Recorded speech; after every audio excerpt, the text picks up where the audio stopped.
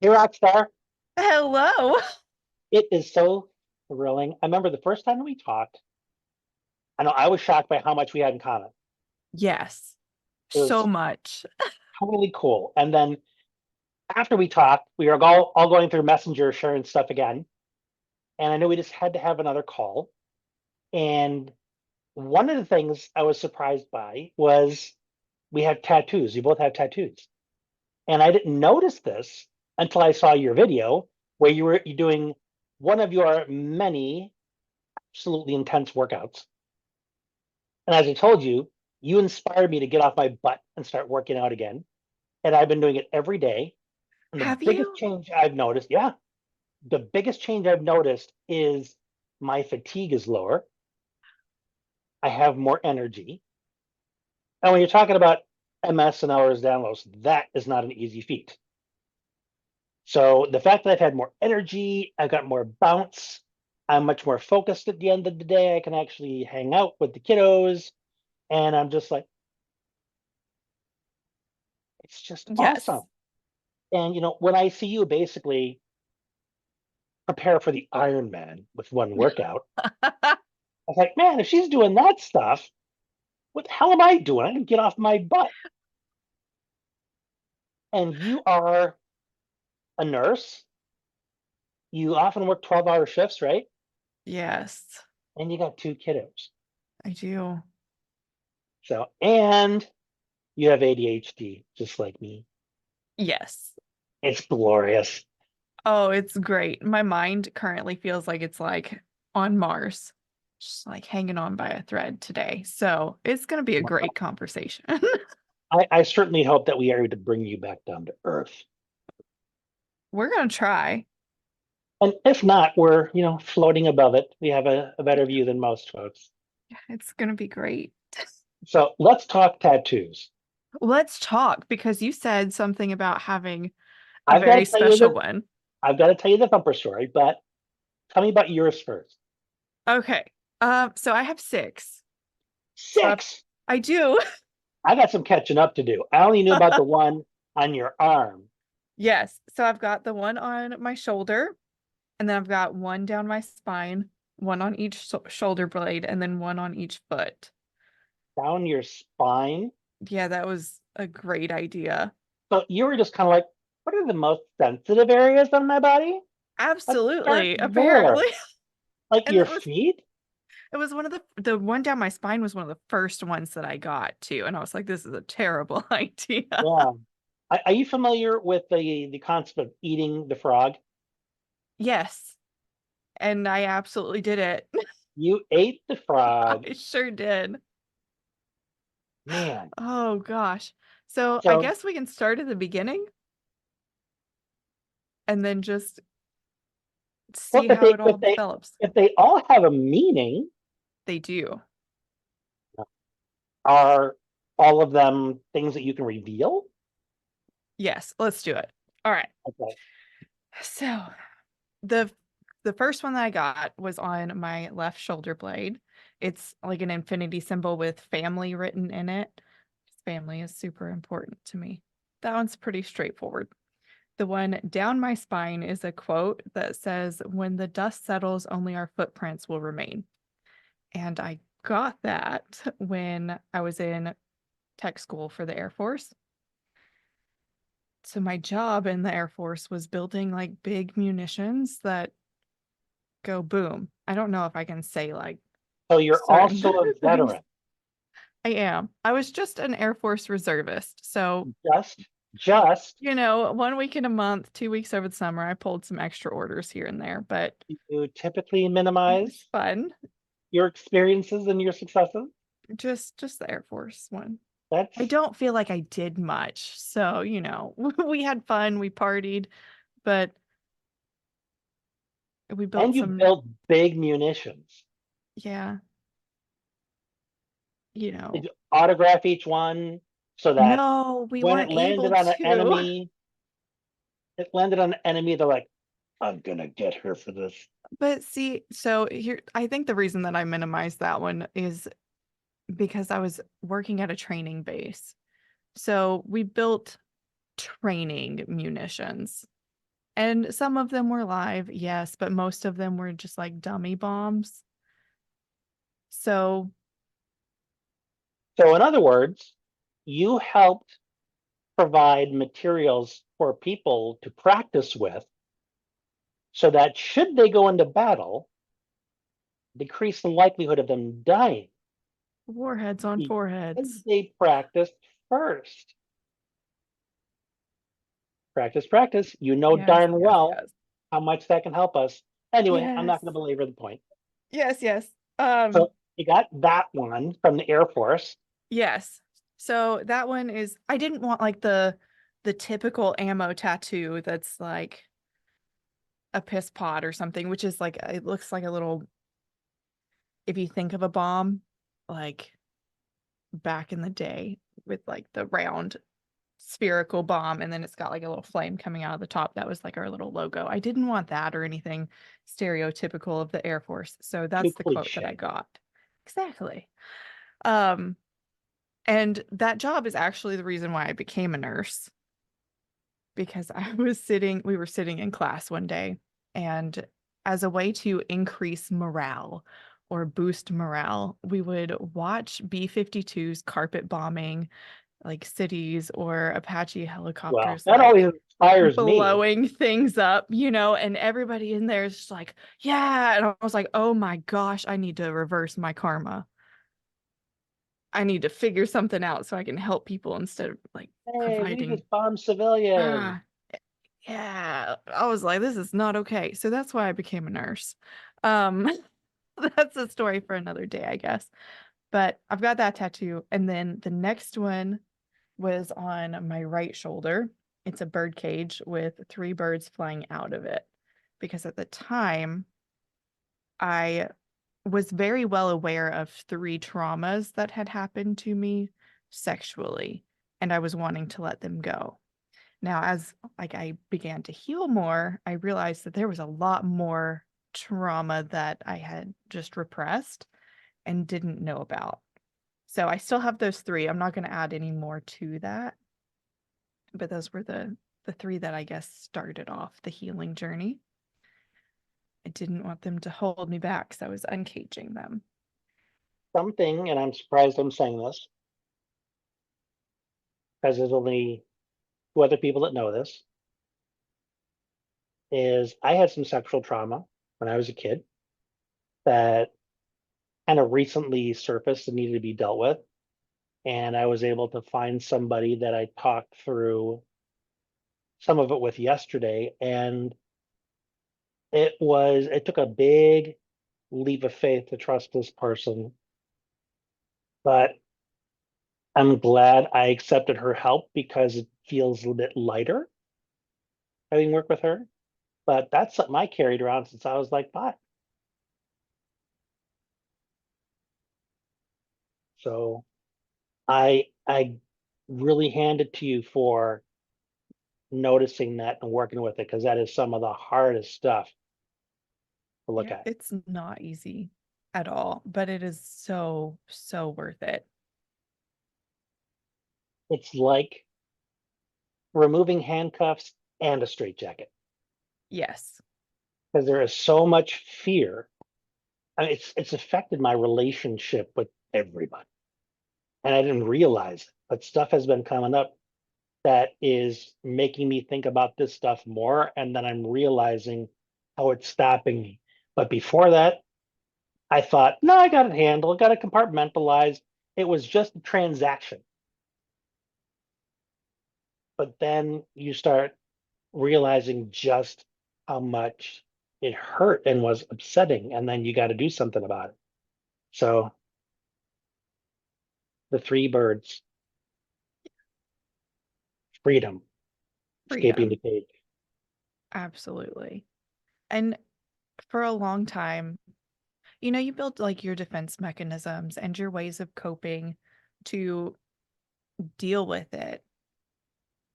And you don't realize that that's what you're doing until you're ready to heal, until you're ready to look back. And hindsight is 2020. You can look back on things and be like, oh, that's where that came from. That's where this stemmed from. that's why I behaved in the way that I did, or acted in the way that I did, or pushed people away when I felt like they were coming too close to try to protect myself. Oh man.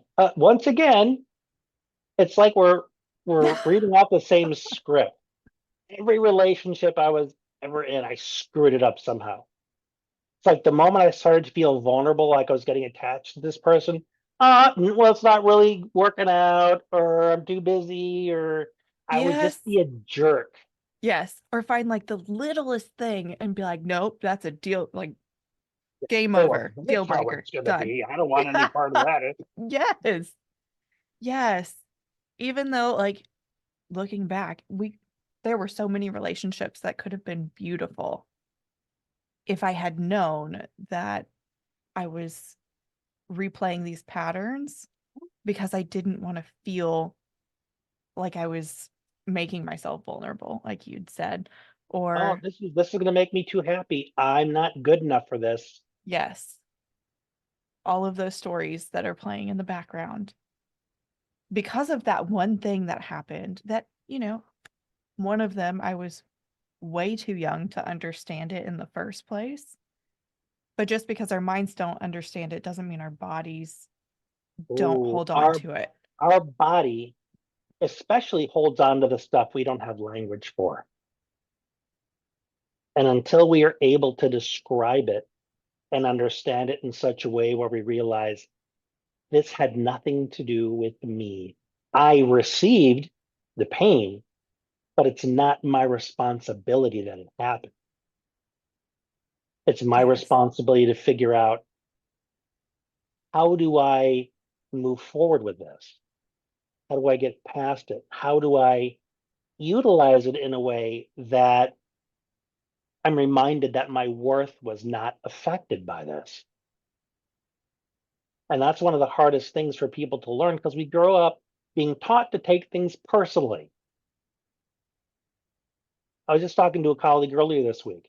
We are taught, you're wrong about that. You are wrong. Not, your information is incorrect. Would you like to hear the information I have? No. You. You made a mistake. You did Mm. something bad. You. No wonder we are carrying so much shame these days, huh? Oh my gosh, yes. Problem There's is so always much who shame. you are. Yeah. So much. And since we were like kind of talking about taking things personally and receiving something that happened to us and not being necessarily responsible for it happening, in the personal development space, there's this big push for like radical responsibility. And I'm in the manifestation sphere. And there are a lot of manifestation teachers that are like, you've manifested every single thing in your life up to this point. BS. I call BS Mhm. because a child doesn't know what sexual trauma is. How can they manifest sexual trauma if they don't know what it is? And this is And the whole also world is so nuanced that it's like there's no way that we can be solely responsible for all of that, but it is our responsibility to heal from it. one of the things I'm most interested in studying is neuroscience. Not that I understand much of it, but the stuff that I do, especially around the area of conditioning, there are so many layers of conditioning that inform what we believe is free will. And all the choices that we think we make are made within the confines of all of these shoulds, shouldn'ts, this is dangerous, this is safe. And there are millions of these operating. And they all inform our fears, our confidence, what we get angry about. So, this illusion, this misunderstanding that we make it all happen, no, our conditioning. And Yes. the more we become aware of our conditioning and peel those layers of the onions away, the more conscious we can be about what we choose, as opposed to just react here, react there, and then being made to feel like we are somehow at fault. Not just our choice, but in our character. Mm, So the more we understand that, okay, we got some buttons being pushed here, I might want to dig a little deeper and pull those suckers up. that's where the fun begins. Well, if fun is crawling through broken glass and then sitting in a tub of Tabasco sauce, yeah, that's fun.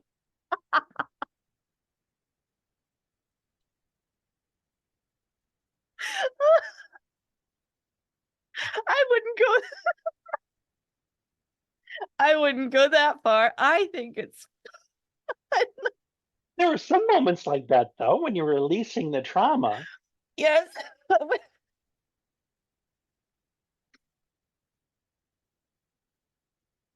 It's not that bad. I had moments that felt like that. But once you become more at home with that discovery, that self-discovery, then it can be a lot less daunting because when you're able to meet Yes. yourself with self-compassion and not so much the shame, it's much easier to look at it. I think what stops a lot of the people from introspecting is they think, oh, this is where I get to see everything about me that's wrong, not good enough. No, it's your opportunity to examine that message or that Mm, story and to discover that it was a story was created by a very young person who didn't feel protected, was possibly victimized by the one they looked to for safety, and they had big emotions that they had no idea how to process or talk about. So they shoved it down into a compartment so tight they forgot it wasn't there. But what's happening in that compartment? It's smoldering. yes. And when you think of Festering. a smoldering fire, oh, it's not a little bit of smoke. That's not a big deal. But if you let it sit there, it just burns and burns and burns and starts to erode everything around it until you have chronic headaches, chronic upset stomach, back pain, you don't know where it's coming from all the time. That's the smolder spreading and doing damage and begging for your attention. Begging. And before you know it, you're getting a tattoo. We were talking about tattoos, weren't we?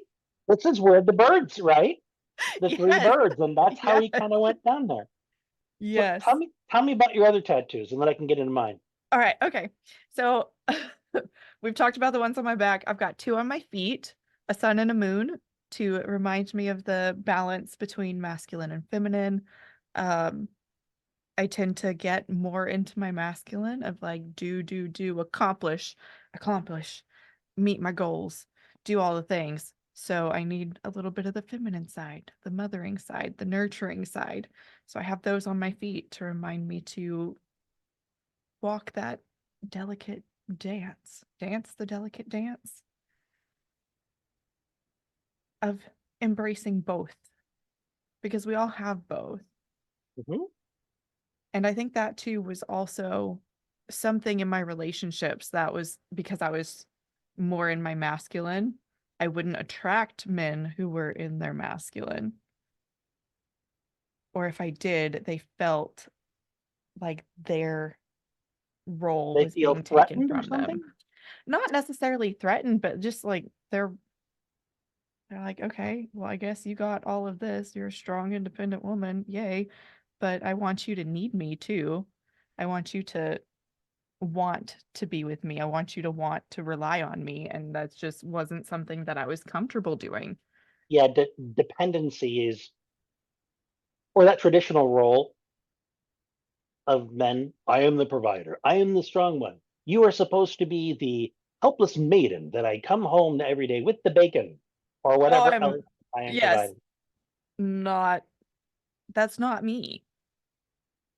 The I'm much more. Valkyrie is me. Yeah, I want a collaboration. Let's work as a team. It's the yin and yang, the balance. You have the yin on one side, but it's not all yin. There's a little yang in there too. Yes. So the Ooh, fact that you don't have a separation. mean, if you look, you can see on the surface, it appears there's a dividing line between the two. But the closer you get down to the atomic, subatomic, there's just energy, and you can't tell where one ends and the other begins. And one thing that I kind of struggle with is any kind of dichotomous language that suggests there's actually a separation. Well, I'm masculine. No, you're not. You're masculine and feminine. It's just a matter of which is maybe a little bit more active right now. If there is a tidal wave versus a little wave, I'm still looking at the ocean. Ooh, I love that. The energy is behaving differently, but it's still energy. Yes. So the law So, of polarity, right? The law of polarity states that we have opposites. Everything has its opposite, but it's not actually a separate thing. It's all part of a spectrum. So hot has cold. Cold is the opposite of hot, but it's not its own separate thing. right. It's the absence of heat. It's not like the enemy of hot. It's a different expression of temperature, but it is still temperature. Yes. Hmm. So, yeah, we could talk about this for a couple I hours. love it. Hmm. I love it. But going back to your yin and yang, how the yin has a little bit of yang and the yang has a little bit of yin. The tattoos on my feet have faces. So it's a it's a So sun and a many moon layers of the onions with you. with faces. And instead of the sun having a masculine face, which is when energy is expressed, the sun is more of a masculine energy. Instead of the sun having a masculine face, I gave her a feminine face. And then the moon, which Celine has, she's like the moon goddess. She's more of the feminine. The moon has a masculine face. Because I just needed to throw that in there. Well done. So, yin and yang on my feet in the form of moon and sun. Now, does that help your balance when you're walking? I don't think it does. Man, that'd be nice. If I could That stop would be walking like so a nice. drunk. I can't walk straight to save my life. I think it's a tattoo issue, doctor. It's a tattoo issue for sure. Clearly, I need to go in and get that taken care of. No, I don't think it is because I'm still just as clumsy as I was before. But imagine how much more clumsier you could have got. If I didn't have the tattoos, Never know. you never know. I Never guess get it's your cover up. belief in the thing that, it makes it so.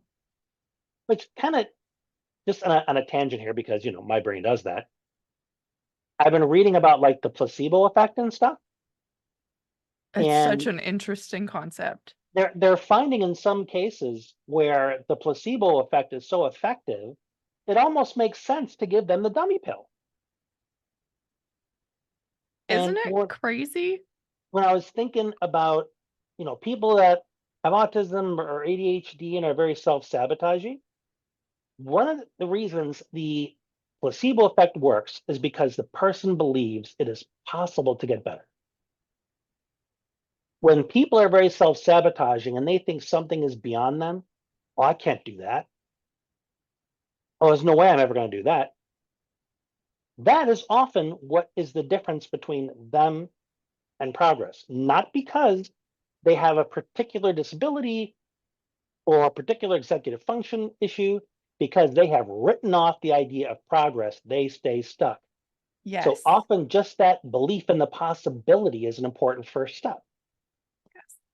And also, I don't know if you've heard of, I think it's the Rosenthal effect that states like as a coach or as a teacher, your belief in your students or in the people that you're mentoring will affect their results as well. I've heard of a lot of different effects. I like Parkinson's law, the Zeigarnik effect. I love those things too. And you just taught me a new one. So I got to go look that up. It's so good. It's so good. I think during the Somebody else study they believe in had you. do what? Having somebody believe in you. Yes. It's crazy. Like I think in the study the researcher gave two teachers like the same class. So the same group of I students. know this one. This is good. Yes. So the first teacher, they were like, these students are absolutely amazing. They're going to do so great. You're going to be so impressed with them. So she had this belief that these students were going to do amazing things. And she had nothing but good things to report about them. And then the same group of students went to another teacher, and this teacher was told that they're just the most terrible students. They're not good at anything. They're going to be awful. So she had this expectation that the students were going to be terrible, and they were. She had nothing but terrible things to report about them. So it just goes to show like your expectation in But here's the thing. people. The one that was told that the students were going to struggle and be awful, she was given the gifted class. And because Were they not both gifted? I thought they were the same students, but go ahead. There were different classes. The first one where they were told these are gifted students, this is wonderful. These were all kids that were struggling. I think you're right, actually. And because she believed in them, all their grades came up. And the other ones that were the gifted kids, all the grades came down. Because it's crazy. The expectations of your instructor or your teacher, that's the person who lets you know how well you're doing with the material. So their feedback is law. And if they doubt you, they must be right. So it's just fascinating how we impact each other. Yes. Any more tattoos left on you? I love it. Oh, the Valkyrie. That's the last one. That's the one I saw, right? Yes. She's on my upper arm. Wow. Now, see, I didn't see that kind of detail because it was in one of your split-second workout videos that makes it look like you're doing push-ups at 100 miles an hour. Yes. Wow, that is wild. She's very pretty. He did a great job on her. So now, go ahead. Explain the Valkyrie. We're both like, go ahead. I want to hear about your ink. No, me first. So the Valkyrie is like a go-between almost in Norse mythology. On the battlefield, the fallen soldiers, the Valkyries will go and be like, oh, you are worthy, or oh, you are not. Like you can go to Valhalla or not. So they kind of are a bridge between the fallen soldiers and heaven. But they're also like a warrior goddess almost, because they have to go on the battlefield, so they have to be safe. They're like just badasses, which is amazing. So I got her to remind myself of my badassery and all of the things that I've been through and have overcome, because I've won every battle up until this point, right? I am here. I'm alive. I've survived. And she's just a reminder that we can do hard things. I love her. She is me. I am her. We are one. Ta-da! Not to mention, I've helped usher patients to the other side more times than I care to admit. That is a reality. I worked in hospice for 4 years. Oh, yeah.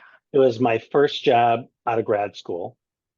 And the main reason I quit that is because my oldest boy had started first grade and immediately went into crisis because he had autism. We didn't know it. So that was taking up so much of my time that I had to quit the job to care for him first, primarily, which is also when I made the jump into private practice, and it just took off. And now I'm doing this 17 plus years later. Yes. Any more tats? That's it for me. I want to hear about Thumper. Well, I only have 4. The first one I ever got was my Phoenix. And that one's faded. I need to get that touched up. Cass talked me into it because she is covered in tattoos. And it was something I never saw myself doing. And somehow she talked me into it. We went to go see her little brother, who is an artiste extraordinaire with the tattoo art he does. And he did the Phoenix. And that was, when I was in transition after my first marriage had ended horribly, and Kath and I were just friends at this point. And I got the Phoenix because it represents emerging from the fire. Because I was emotionally almost destroyed by the ending of the first marriage. And I thought, I'm over. No one's ever gonna like me. I'm ugly. I'm a piece of crap. Otherwise, she could have dumped me like that. And I needed something symbolic to keep drawing me back to the idea that no, I'm pushing through this. I'm growing from it. I'm reassembling myself as something stronger and more resilient. And the more I had that to refer back to, the easier it was to pick myself up. So that was the first one. I love that. The second one I think I can show this one. That's my Buddha, Ooh, that's a good Buddha. like I like that Buddha. sitting on a lotus flower, and I'm gonna get a lotus flower by itself at one point too. But I found Buddhism in the early 90s, and I've been very devout, and it has so profoundly impacted the way I see myself and life and how I'm connected to other things and what my purpose is. So that is profoundly valuable to me. The third one I got is the Vorpal sword that Alice used to slay the Jabberwocky in Alice in Wonderland. Because the sword, if you saw Tim Burton's version of Alice in Wonderland, which I absolutely love, the sword represents her overcoming her fears. Because she was all about, I can't do this no matter what. And then the moment arrived where a lot of people were going to be killed if she didn't act. So she realized, I got to pick up the sword and I got to slice through my fears. So I got that. Now, I love that. Thumper. I have Thumper from Bambi on the outside of my left leg. Okay. Because when I was going through chemo when I was 18, it all happened very fast. We got a phone call from the doctor saying, this is what the blood test showed. You have to be in Indianapolis in 24 hours to start chemo. And we were living in the Chicago area. So we had to pack our bags, get in the car, all booty, down to Indianapolis, sleep overnight, the next morning go across the street. When I said, looked like the volunteer station. Oh, hey, this is Brian King. Oh, yes, you've been expecting you. Somebody ran out with a wheelchair, put me in it, ran me to a back room, and they stuck the IV in my arm. I said, what is this? Well, this is your chemo. It's just so What? fast. Yeah. And spent the whole day getting tests, ended the day throwing up, feeling like crap. Yeah. So when I was settled down, my mom decided to like run to Target or something to pick up some supplies. And she saw this beautiful stuffed Thumper doll. And I still have him Oh, 30 some years later. And he looks like I just bought him. And she said, oh, I thought you could have this to keep you company. It's soft or whatever. And that became one of the only constants I had in that summer of chaos. So every time I had to go in to the hospital for a round of chemo, because they kept me for 5 days, Thumper always went with me. And Thumper was right in the bed the whole time. So on the 25th anniversary of being cancer free, I got the Thumper tattoo on my leg because he was with me every step of the way. I think I'm gonna cry. So that is the Thumper story. And I still have Thumper and I have the tattoo. And I look at him and it's just one more indication of how far I've come. Yeah. Oh my gosh. Not to mention that's like you said it was like the summer of chaos, I think is what you called it. Mhm. It was You were absolute hell. 18? And it was testicular. And I was an insecure guy to begin with. So when they say, oh, by the way, we're gonna have you spread eagle in front of a lot of strangers, and we're going to put tools in there, and we're going to remove part of it. And I was as insecure as they came as a male. So now they do that. And yeah, I've had a lot of emasculating experiences throughout life. So those are things that I've really had to spend some time trying to work out of the way I see things, because it's very easy to personalize those things and difficult to let go of. Yeah. And that's part of having enough self-compassion and self-respect that you realize you deserve a better quality of life than to hang on to this stuff. And it's important that you care enough about yourself to seek out the person you can be safe enough with to let that crap go. 100%. I don't know why, but I feel compelled to ask you, like, how your hospital experience went. Like, when it comes to, I guess, like your nurses and physicians and their compassion. Well, it's funny that you say that. I actually wrote a book about that experience. It's called What to Do When You're Totally Screwed. I love And that title. it basically is about when you feel like you're screwed, like you're hopeless, that there's nothing that you can do, where do you go from there? And then I wrote about how I started bouncing back after that hellacious summer. Yeah. And one of the stories that I share is about my primary day nurse, Laura. There was one time I was in there and the why me hit. I was in there by myself. I was feeling like crap.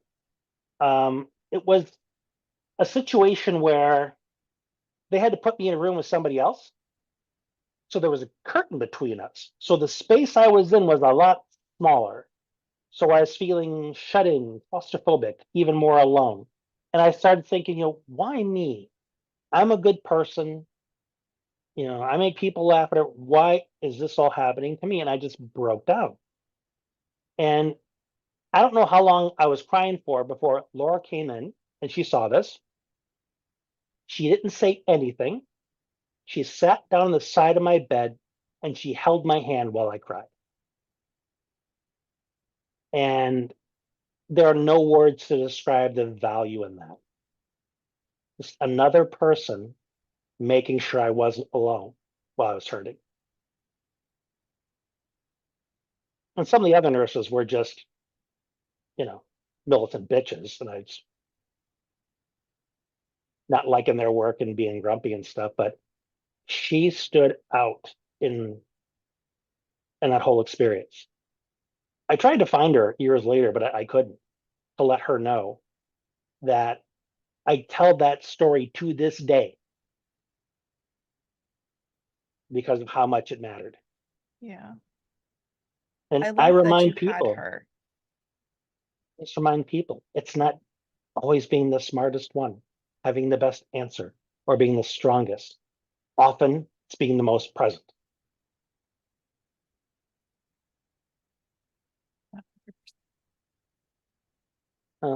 I know you and I could talk for another couple hours We probably could.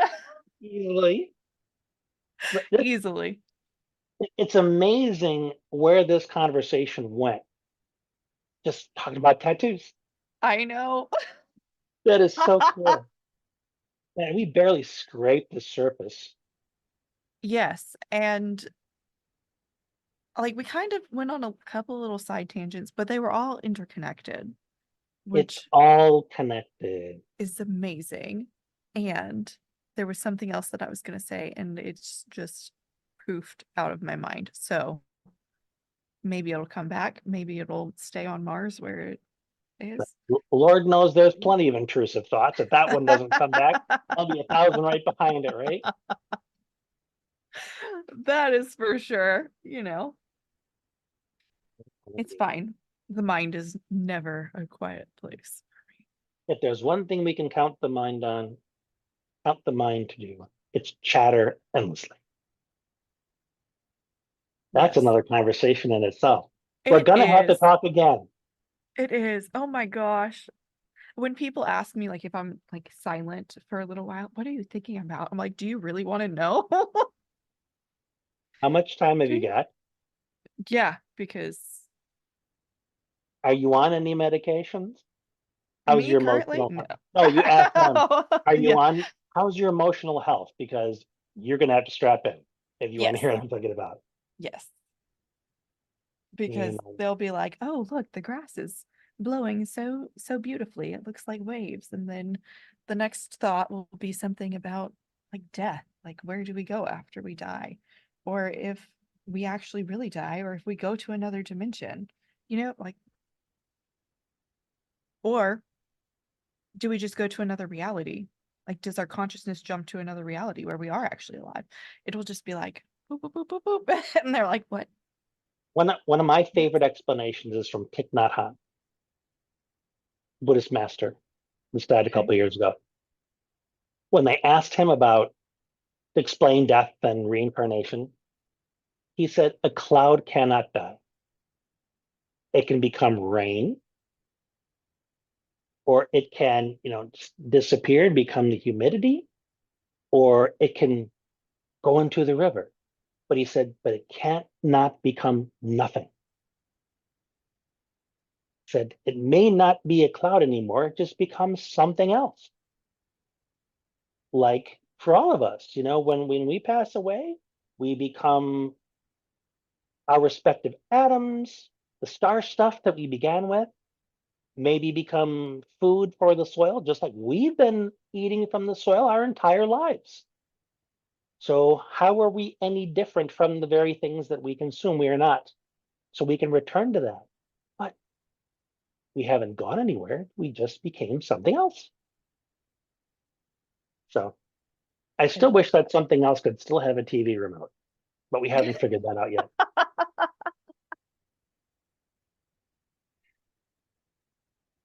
Maybe we will soon. It's a matter of time. I mean, they're working on putting microchips in our heads for crying out loud. It Maybe would be my kind of cool to like re-witness my unhinged dreams. That would be really nice. some of my dreams scare the crap out of me, so I don't want to do that again. All right, Jay, you're absolutely amazing. I'm I so love glad we got you. to have this talk. I love you right back. You're my sister from another mister. We Go, should do this again sometime. oh, we're gonna have to. Yes. Enjoy your day, and I'll talk to you soon. Yes. Maybe I'll come back from Mars. The sooner the better. We're going to do some grounding. Bye.